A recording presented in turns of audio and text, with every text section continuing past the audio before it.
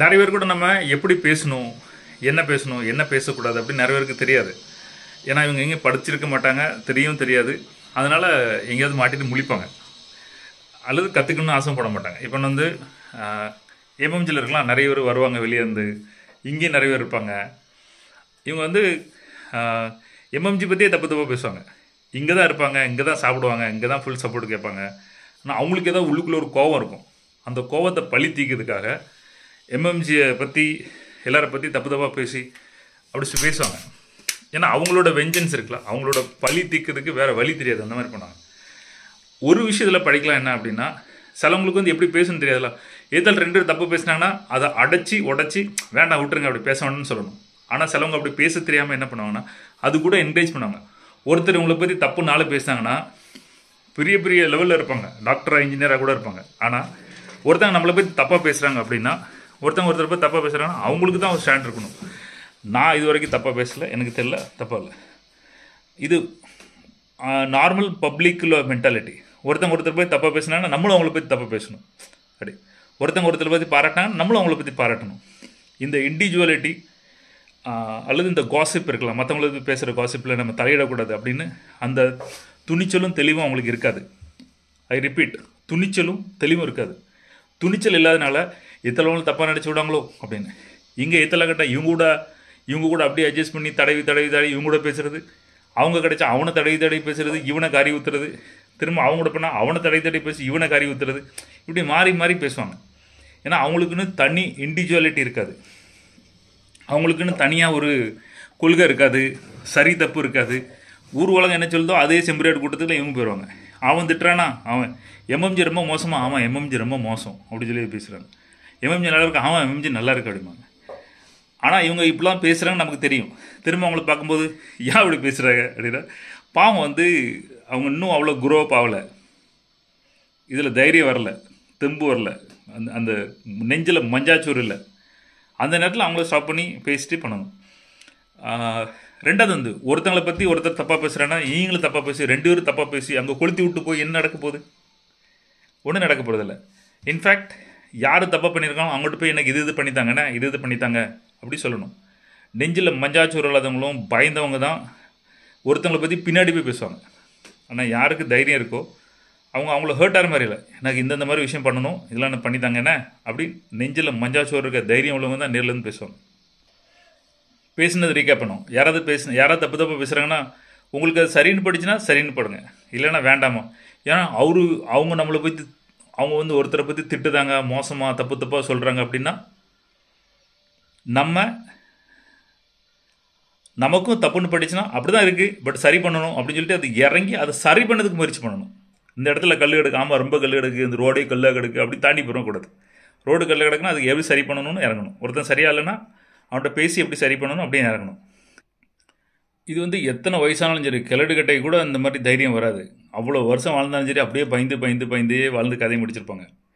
தைரியம் வரணும். எம்எம்ஜி வந்தாச்சுன்னு தைரியம் வரணும்.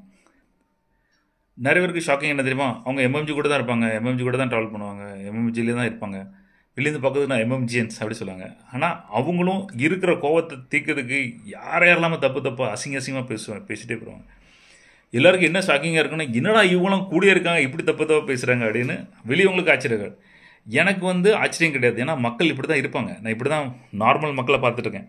எம்எம்ஜியில் ஜஸ்ட் வந்ததுனால மாறிட முடியாது. எம்எம்ஜியோட பிளட் இருக்குல்ல, ரத்தம்லாம் ஃபுல்லாக அப்படி உள்ளே போய் அது அப்படியே மாறினதுக்கு அப்புறம் தான் பண்ணும். இப்போ நான் எங்கள் மென்டர் கூட பேசிகிட்டு இருக்கும்போது இங்கே உள்ளது எப்படி இவங்களால் நம்ம எப்படி தூண்டி விடலாம் அப்படின்னு கேட்டாங்க. தூண்டியே விட முடியாது இவங்கள. பணம்லாம் அங்கே வேலை செய்யாது. மதிப்பு, நான் இந்த டைரக்டர் ஆகிட்டேன், நான் அந்த டைரக்டர் ஆகிட்டேன், மாலையை போட்டு கோட்டை போட்டு அங்கே யாருக்கும் ஒன்றாருது. அதெல்லாம் நெட்வொர்க் மார்க்கெட்டிங்கில் நடக்கும், இங்கே நடக்காது. இங்கே வந்து பயம் கிடையாது, பெருமை. என்னை பற்றி 4 பேர் பாராட்டிட்டாங்க, பெருமைங்க யாருக்கும் தேவைப்படாது. பணத்தை வச்சு இவனுக்கு இவ்வளோ பணம் தரேன், நான் இன்னைக்கு எனக்கு ஓப்பனாக சொல்கிறேன், கோடிக்கணக்கில் நான் பணம் வாங்கினேன் அப்படின்னா நான் ஏதாவது கம்பெனியில் ஜாயின் பண்ணி நான் இந்த கம்பெனி நெட்வொர்க்கிங் பண்ண போகிறேன் அப்படின்னு சொல்லி அவன் அந்த கம்பெனி அவன் டீமு டவுன்லைன்னு அவ்வளோ பேரையும் அக்குவர் அணிவராக பிரித்து என் ட்ரைனிங் ஸ்டார்ட் பண்ணி அப்புறம் சுரேஷ் செல்லம் எம்எம்ஜி யாருக்குமே கிடையாது, ஒன்லி இந்த நெட்வொர்க் பண்ணிட்டு பண்ண முடியும். ஆனால் அந்த கோடி பணம் முக்கியம் இல்லை, நான் கோடி கணக்குக்கு போகிறதும் கிடையாது, அது நடக்காது. ஆனால் இட் இஸ் பாசிபிள். தெரியும் நிறைய லீடர்ஸ் வந்து 25 கோடி 26 கோடி ஒரு கம்பெனி விட்டு மாறி அப்படியே கூட சேர்த்து போயிட்டாங்க. இங்கே எம்எம்ஜியில் நீங்கள் பணத்தை காட்டியோ பேரை காட்டியோ புகழை காட்டியோ மாலையெல்லாம் போட்டு காட்டி கோட்டெலாம் போட்டு காட்டி அது ஒரு பெரிய கூட்டம் இருக்குது. பாவம் அப்பாவி கூட்டங்கள், இதை பற்றி தெரியாத கூட்டங்கள், அவங்க மயங்குவாங்க. இங்கே மயங்க மாட்டாங்க அப்படின்னு நான் சொன்னேன். இங்கே யாருக்கும் ரூல்ஸ் கிடையாது. அப்படி ரூல்ஸ் இருந்தால் மீறப்படும் அப்படின்னு. அது வந்து சாதாரண மக்கள் கூட இந்த குடும்பம் நடத்திக்கிட்டு என்ன சொல்லுவாங்க, இத்து போன புருஷன் மெஞ்சு போன ஹஸ்பண்டு எல்லாத்தையும் வச்சு அட்ஜஸ்ட் பண்ணிட்டு அப்படி வாழ்ந்துகிட்டே இருப்பாங்களா? நொந்து வெந்து வாழ்க்கை வந்துடுவாங்க. இங்கே கூப்பிட்டு வச்சு ஒன்று புருஷனை திருத்தம் அல்லது பொண்டாட்டி திருத்தம், பிள்ளையை திருத்தம், இல்லைட பிள்ளையை துரத்தி விட்ரு வேண்டாம், அல்லது நம்மகிட்ட வந்தவங்க ஸ்டூடெண்ட்டு பண்ணுற குசும்பெல்லாம் இவன் பண்ணியிருப்பான். ஆனால் பொண்டாட்டி மேலே பழிய போடுவாங்க. அவங்க பொண்டாட்டி யாருன்னு தெரியாது. அவங்ககிட்ட சரி பண்ணி போய் பொண்டாட்டி காலில் கும்பிடு வாழ்க்கை நடத்து அப்படி பண்ணுவோம். சிலவன் வந்து பூட்ட கேஸாக இருப்பான். அடிக்ட்டு என்ன சொல்லுவாங்க, ட்ரக் அடிக்ட், அந்த மாதிரி நிறைய பேர்லாம் இருப்பாங்க. ஆனால் குணம் இருக்காது. சிலவங்க அந்த மாதிரி இருப்பாங்க, பட் குணம் இருக்கும், எப்படியாவது மாறணும் அப்படியே ஆசைப்பட்டு இருப்பாங்க. அவங்க கதை வேறு. இந்த மாதிரி பணம் சம்பாதிக்கணும்னு நினைக்கிறவங்களுக்கு ஹெல்து, கடன் அடைக்கணும்னு நினைக்கிறவங்களுக்கு குடும்பத்தில் பிரச்சனை, அம்மா அப்பா பிரச்சனை, குடிகார அப்பன், குடிகார புருஷன், குடிகார கூட்டம், அந்த குடும்பம், அந்த இதெல்லாம் வந்து எப்படி காணணும், அது எம்எம்ஜி ஹெல்ப் பண்ணும். எம்எம்ஜி யாருன்னு தெரியுதா? யார் வந்து எம்எம்ஜி தப்பாக பேசுவாங்களோ, யார் எம்எம்ஜி கூடனே பேசுவாங்களோ அவங்களையும் வச்சு கூட கூட்டிகிட்டு போவோம். என்றைக்காவது தெரிஞ்சிடாதா? என்றைக்காவது பாம்பு சரி கொட்டிட்டேன், நாங்கள் இந்த ஷூலாம் போட்டுக்கிடுவோம், கொட்டுனா நம்மளுக்கு கொத்தாது அப்படி, அந்த மாதிரி. அது மாதிரி சரி விஷம் கொட்டிட்டு சரி அப்படின்னு போட்டுட்டு தெரியும் அந்த பாம்பு எவ்வளோ கொத்தும், என்ன கொத்தணும், உயிரெலாம் போகாது. ஏன் யாராவது பேசி உயிர் போதா? அந்த மாதிரி பாம்பை வந்து சரி பண்ணிவிட்டு வெளியே பேச முடியும். இப்போ நாங்கள் வந்து ஒரு ஏஜெண்ட்டை போய் எங்கள் சேர்மன் ஒருத்தருக்கு அவன்கிட்ட பேசும்போது எல்லாம் கடவுளுக்கு கொடுத்தாரோம், அன்பே சிவம் அப்படின்னு சொல்லிட்டு பண்ணியிருப்போம். எல்லாருக்கும் நல்லது தான் பண்ணுதோம் அப்படின்னு. எனக்கு துட்டுதா, இவன்கிட்ட சண்டையை போடு, அவன்கிட்ட தெரியும், இவன்கிட்ட பணம் கொடுங்க, அவனை பிடுங்க போடுது. நம்மகிட்ட நீங்கள் ரொம்ப நல்லவங்க, அவங்ககிட்ட போய்ட்டு ஏன் அவன் நல்லவன், அவன்கிட்ட நல்லா நிறைய காசு பிடுங்க, இப்படி பச்சையாக தெரியும். என்னடா இப்படி பேசுகிறீங்க? எனக்கு என்ன தெளிவு வரும் தெரியுமா? நம்ம முன்னாடி தானே பேசுதாங்க. நம்ம பேசும்போது நமக்கு தெரியுமா நம்ம என்ன பேசுகிறோன்னு, இல்லையா? அதே மாதிரி அவங்ககிட்டே தப்பாக பேசுகிறவன் நமக்கு அந்த மனசாட்சி குத்தாதா, இல்லையா? அந்த சிலை வடித்தது நம்ம தான், மூக்கு உடஞ்சிருக்கு. நம்ம இங்கேருந்து பார்த்தா வெளியிலவே தெரியாது, நமக்கு தெரியுமா அந்த சிலை உடஞ்சிருக்கு. நம்ம வந்து அவன்கிட்ட அப்படி பேசணும், இங்கே இவன்கிட்ட இப்படி பேசணும். ஒரு தடவையாவது தன்னைத்தானே யோசிக்கிறது கிடையாதா? அப்படி நீங்கள் ஆட்கள் பார்த்துருக்கீங்களா? இருக்கட்டும், என்னைக்காவது திருந்தினா இருக்கட்டும்.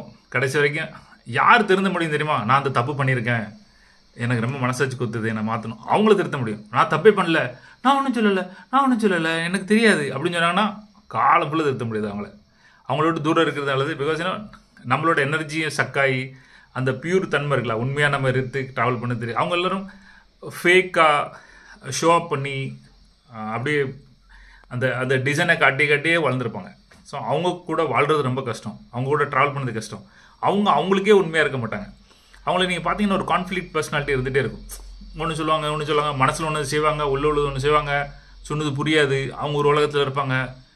அந்த மாதிரி ஆளுகளை கண்டுபிடிச்சோன்னா தூரம் இருங்க, நிம்மதியாக அப்படி தூங்க முடியாது, தலையில் கலத்தி போட்டுருவாங்க.